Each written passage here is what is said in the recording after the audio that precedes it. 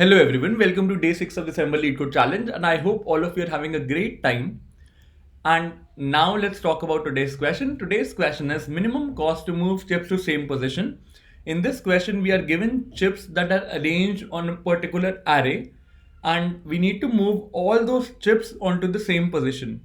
There are few rules that are specified which we need to abide to while moving those chips around. The first one says if you are moving a particular chip from I plus 2 or I minus 2 position to the ith position, there is no cost associated with it.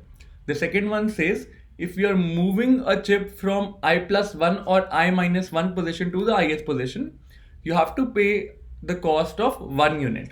We need to identify the minimum cost needed to move all the chips to the same position.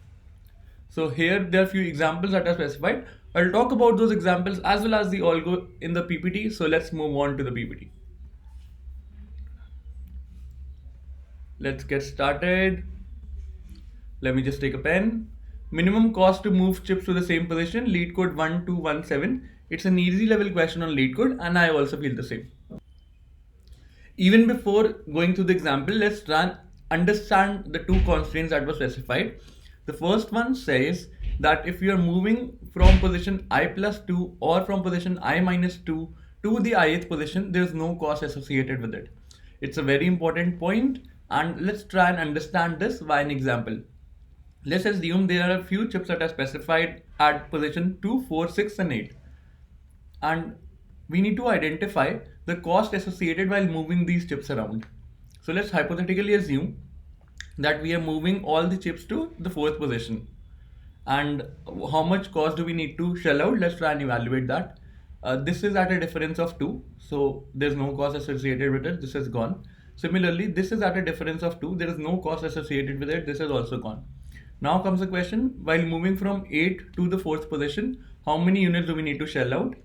So this will be a two-way process. First, we will move from 8 to 6, and from 6 we already know that there is no cost associated with it. As a result of which, the total cost while moving all the chips across even positions is 0. Let's take another example. We have chips around 1, 3, 5 and 7. So let's take a hypothetical scenario where we are moving all the chips to the 5th position.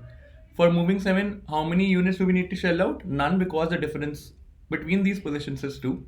For moving from 3 to 5, how many units do we need to shell out? None, because the difference between these two positions is also 2. For moving from 1 to 5, it will be done in 2 hops. First you will go from 1 to 3 and then from 3 to 5. As a result of which, you don't need to shell out anything and the result becomes 0 for these two cases. So what do we learn out of this? We simply learn if we are moving across those positions which differ by 2, we don't have to shell out anything. Now let's try and understand the second constraint that was specified. If we are moving from position I plus 1 or I minus 1 to the ith location, you have to pay a price of 1 unit. So let's take the scenario where we have only 2 chips, one at the first position, other one at the second position. So how many units do we need to shell out? There are two cases. Either we can move 1 to 2 or 2 to 1. In both the scenarios, you have to pay 1 unit of cost. Let's take one more example. We have 1, 2 and 3. And this time, what all options do we have? We have 3 options. The first one is either we move all the chips to the first position. Let's try and evaluate that cost. If we move 2 to 1, then we have to pay 1 unit of price. If we move 3 to 1, none. And the total cost for this particular case becomes 1. Let's take the other case where we are moving all the chips to the second position. For moving 1 to 2, you have to pay 1 unit of price. From 3 to 2, you have to pay 1 unit of price. As a result of which, for this scenario, you have to pay 2 units of price. Let's take the third case where we are moving all the chips to the third position. So for moving 2 to 3, we have to pay 1 unit of price. For moving 1 to 3, none. So the total cost becomes 1 unit. The minimum of these 3 would become 1 and the answer becomes 1. But do we actually need to evaluate all the positions to arrive at the result? No. Why I'm saying this? Let's just walk through a few more examples.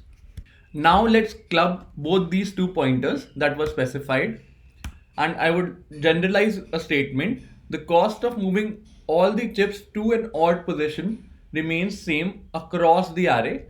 The cost of moving all the chips to an even position, whatever even position that may be, remains same across the array. Because we are aware that while moving at a gap of 2 units, there is no cost associated with it. So if you are moving chips to the first position or the third position, it will always come out to be the same. Similarly, if you are moving chips to even positions, then the cost associated will come out to be the same. Let's hypothetically assume that there was another case where we had 4 as well. So let's assume we are moving all the chips to the fourth position. Then how much units do we need to shell out? From moving 2 to 4, no cost associated with it. For moving 3 to 4, you have to pay 1 unit of price, and for moving 1 to 4, first you will come at 3, and from 3 you will have to pay 1 unit of price, so the total cost becomes 2, which is in sync with the expected result that we calculated here. For moving all the chips to the second position, the cost associated was 2. For moving all the chips to the first position, the cost associated was 1. Similarly, 1 here. Now, what do we need to do? Let's hypothetically assume there is an input array that is given to us. We count those positions of even indexes and we count those positions of odd indexes, and we simply take out the minimum one. So count the frequency of chips lying at the even position, count the frequency of chips that are lying at the odd position, and we simply take out the minimum one because that gives us the answer.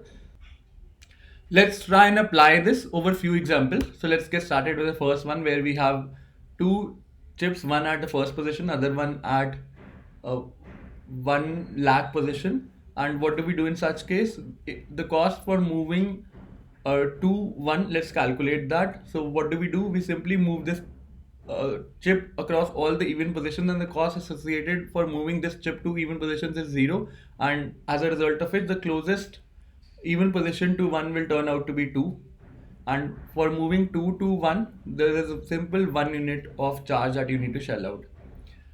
Let's apply this particular algorithm. Count those elements that are lying at the even frequency, count those elements that are lying at the odd frequency. Both comes out to be 1 1. The minimum of 1 1 turns out to be 1. The answer becomes 1. You can calculate the cost associated for moving 1 to 1 lakh. It will come out to be 1 unit. Let's move ahead. Next we have 1 2 5 5 7, and let's count those chips that are lying at the even position. 1, and the other one, let's count those chips that are lying at the odd position. 1 2 3 4. So the minimum of these two would be 1, so the answer becomes 1. Let's try and evaluate this. Let's count those chips that are lying at the even position. 1 2 3 4, and those chips that are lying at odd position, the minimum of these two turns out to be 1. The answer becomes 1. Now let's quickly code this up. It's simple, it's easy. You don't need to do anything. You just need to define two variables, even and odd. You iterate through the complete array. You check whether the element is even or whether the element is odd. You increment the pointers, and in the end you simply return the minimum out of these two.